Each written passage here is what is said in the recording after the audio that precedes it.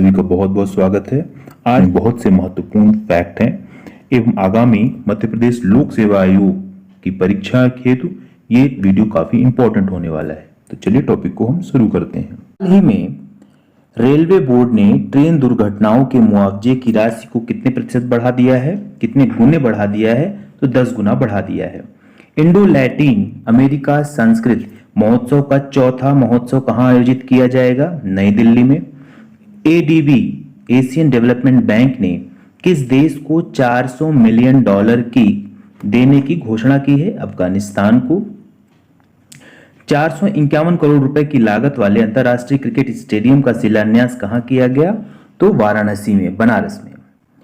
किसे या किस बैंक ने इंफ्रास्ट्रक्चर बॉन्ड के माध्यम से 10,000 करोड़ रुपए जुटाए हैं? तो एसबीआई बैंक ने। अगला प्रश्न है, किसे खाद्य पशु का टैग मिला है? मिथुन को। मिथुन के बारे में जानना जरूरी है। तो क्या होता है मिथुन? पूर्वोत्तर भारत के बोस गौरस बोला जाता है।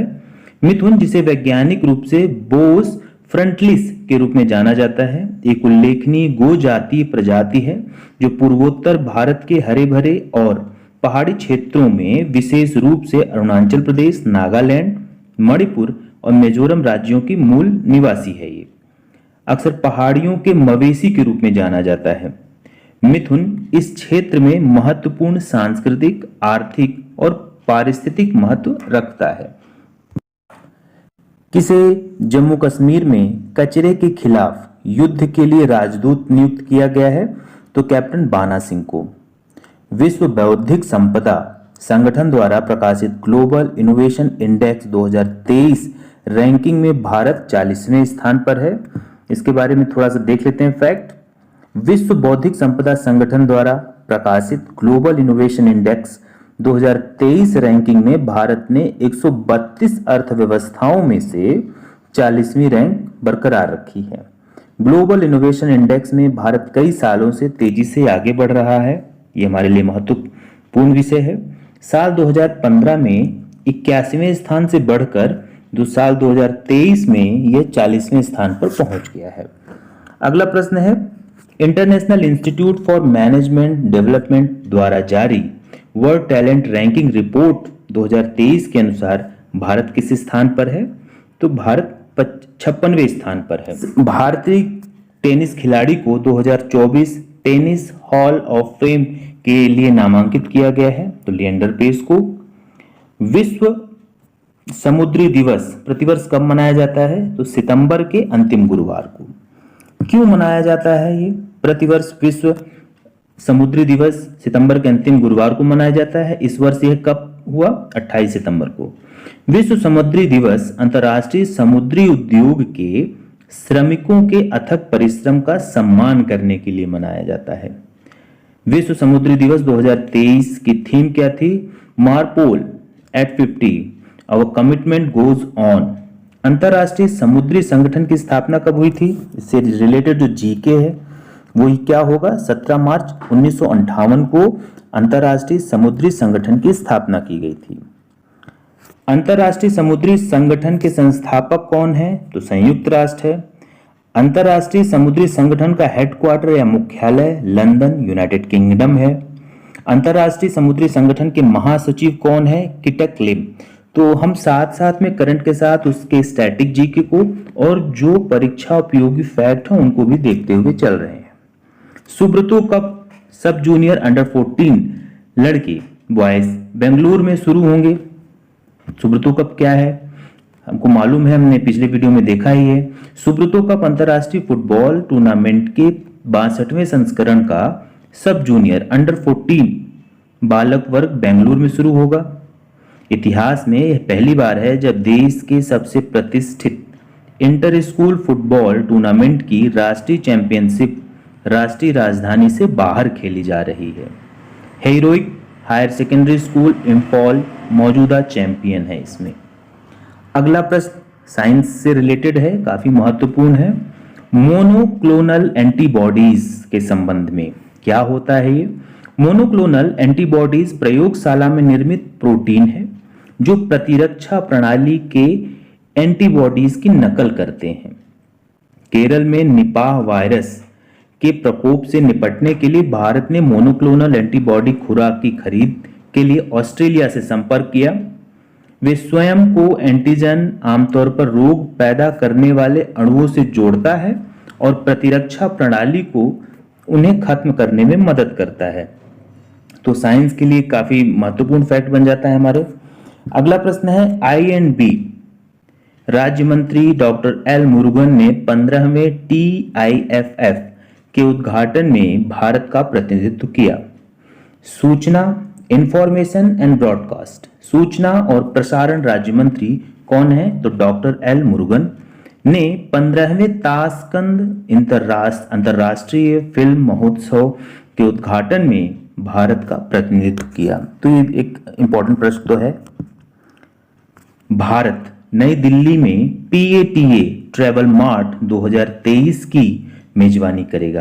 तो दोस्तों सबसे पहले PATA का फुल फॉर्म जान लेते हैं। Pacific Asia travel association Bharat सरकार का पर्यटन मंत्रालय पाटा ट्रैवल मार्ट 2023 के 46वें संस्करण का आयोजन करेगा। यह कार्यक्रम 4 से 6 अक्टूबर तक नई दिल्ली के प्रभावशाली अंतर्राष्ट्रीय प्रदर्शनी सह सम्मेलन केंद्र प्रगति मैदान में होगा। तो कई बार दोस्तों फुल फॉर्म पूछ लिए जाते हैं, तो इन्हें जरूर देखिएगा। अगला प्रश्न है, महत्वपूर्ण है, नियुक्ति से संबंधित। सरकार ने CBDT चेयरमैन नितिन गुप्ता का कार्यकाल बढ़ाया है। तो CBDT आयकर विभाग के लिए शीर्ष नीति निर्धारक निकाय है। इसका नेतृत्व एक अध्यक्ष करता है और इसमें 6 सदस्य हो सकते हैं जो विशेष सचिव के स्तर पर होते हैं। दोस्तों जैसे CBDT है तो सीधे प्रश्न न बन के ये भी बन सकता है कि CBDT आयकर विभाग के लिए किस प्रकार का कार्य कर रहा है, तो नीति निर्धारक निकाय के रूप में है।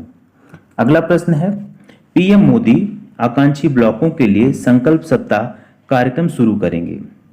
संकल्प सप्ताह क्यों शुरू किया जा रहा है? नागरिकों के जीवन की गुणवत्ता को बढ़ाने के लिए ब्लॉक स्तर पर शासन में सुधार करना है। संकल्प सप्ताह देश के 329 जिलों के सभी 500 आकांक्षी ब्लॉकों में मनाया जाएगा। तो किसके द्वारा शुरू कर रहा है ये हो रहा है कार्यक्रम? PM मोदी के द्वारा। प्रधानमंत्री मोदी ने दाहोद में FM रिले स्टेशन की आधारशिला रखी। दाहोद ट्रांसमीटर अलीराजपुर और झाबुआ सहित मध्य प्रदेश के पड़ोसी आदिवासी जिलों को आंशिक रूप से शामिल करेगा। फिर अंतर्राष्ट्रीय समान वेतन दिवस और विश्व बांस दिवस हर साल किस दिन मनाया जाता है? तो 18 सितंबर को। अंतर्राष्ट्रीय शांति दिवस 21 सितंबर को। International Congress on the chemistry of cement 2027 की मेजबानी कौन कर रहा है? भारत। दिव्य कला मेला का आयोजन कहां होगा? वाराणसी में। अगला प्रश्न है दोस्तों, नारी शक्ति वंदन विधेयक के तहत कितने साल तक आरक्षण का प्रावधान किया गया है? तो 15 वर्षों तक के लिए।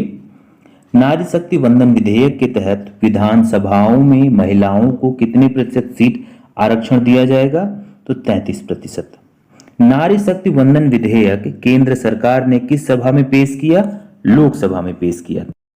भारत ने किसके साथ मिलकर एक संयुक्त क्षमता निर्माण पहल की शुरुआत की? तो संयुक्त राष्ट्र के साथ। अगला प्रश्न है, देश के पहले कार्टोग्राफी संग्रहालय का उद्घाटन किस शहर में किया गया? तो मसूरी में किया गया। मसूरी कहाँ है? उत्तराखंड में। तो उत्तराखंड के पर्यटन और संस्कृति मंत्री सतपाल महाराज ने विश्व पर्यटन दिवस के अवसर पर उत्तराखंड के मसूरी में जॉर्ज एवरेस्ट कार्टोग्राफी संग्रहालय का उद्घाटन किया। कार्टोग्राफी नक्शे की खोज और बनाने के बारे में है। तो एक बहुत ही महत्वपूर्ण जीके का फैक्ट बन जाता है कि कार्टोग्राफी का संबंध किससे है? तो नक्शे की खोज और बनाने के बारे में। यह वास्तविक या काल्पनिक स्थानों को दिखाने के लिए विज्ञान, कला और तकनीकी कौशल का उपयोग करता है, जो हमें यह समझने में मदद करता है कि चीजें कहां स्थित हैं। मीडिया, अगला प्रश्न है, media research user council India के अध्यक्ष के रूप में शैलेश गुप्ता को नियुक्त किया गया है। किस शहर में भारतीय भाषा उत्सव कार्यक्रम आयोजित किया जा रहा है? तो लखनऊ में। प्रतिवर्ष विश्व हृदय दिवस कब मनाया जाता है? 29 सितंबर को। इस वर्ष की थीम क्या रही? दिल का उपयोग करें, दिल को जाने। थीम जरूर एक बार देखा करें, कई बार प्रश्नों में दिवस की थीम भी पूछ लिया करता है। तो प्रतिवर्ष विश्व हृदय दिवस कब मनाया गया? 29 सितंबर को। मेडिसिन में 2023 का नोबेल पुरस्कार घोषणा कर दी गई है। किसे मिलेगा? कैटालिन कारिको और ड्रू विसमैन को। हंगेरी, तो इनके बारे में थोड़ा सा जान लेते हैं कि हंगेरियन अमेरिकी बायोकेमिस्ट कैटालिन कारिको तो मेडिसिन के लिए मिला है। बायोकेमिस्ट है कौन? Katalin Kariko. कहां से हैं? Hungarian America. अगला दूसरा कौन है? और अमेरिकी चिकित्सक वैज्ञानिक कौन है? ड्रू विसमैन को हाल ही में कोविड-19 टीकों में इस्तेमाल की जाने वाली संशोधित मैसेंजर आरएनए mRNA तकनीक विकसित करने के लिए मेडिसिन में 2023 का नोबेल पुरस्कार से सम्मानित किया जाएगा। एक बहुत ही महत्वपूर्ण प्रश्न जो कि सभी परीक्षाओं में पूछा जाता है। जर्मनी में 3 अक्टूबर 2023 को कौन सा दिवस मनाया जा रहा है? जर्मन एकता दिवस। जर्मनी में 3 अक्टूबर 2023 को जर्मन यूनिटी डे राष्ट्रीय दिवस मनाया जा रहा है। इस दिन जर्मनी का एकीकरण हुआ था। हमारा अगला प्रश्न है, पीएम नरेंद्र मोदी ने हाल ही में चित्तौड़गढ़ में कितने रुपए की विकास परियोजनाओं का लोकार्पण एवं शिलान्यास किया? तो 7,000 करोड़ से अधिक। भारत में सबसे बड़ी स्मार्टफोन निर्यातक कंपनी एप्पल बनी है। लगातार दूसरी बार दुनिया की नंबर 1 टेबल टेनिस खिलाड़ी सुहाना सैनी बनी। विश्व रेबीज दिवस कब मनाया गया? 28 सितंबर को। फिर आशा करते हैं आपको पसंद आएंगे। मैंने साथ इसमें जीके के फैक्ट को भी इंक्लूड किया है। ये हमारी सोशल मीडिया के लिंक है जिसमें आप टेलीग्राम से इसका पीडीएफ प्राप्त कर सकते हैं। फेसबुक और इंस्टाग्राम और ट्विटर में भी आप हमें फॉलो कर सकते हैं। अगले वीडियो के साथ फिर से मुलाकात होगी, तब तक के लिए धन्यवाद।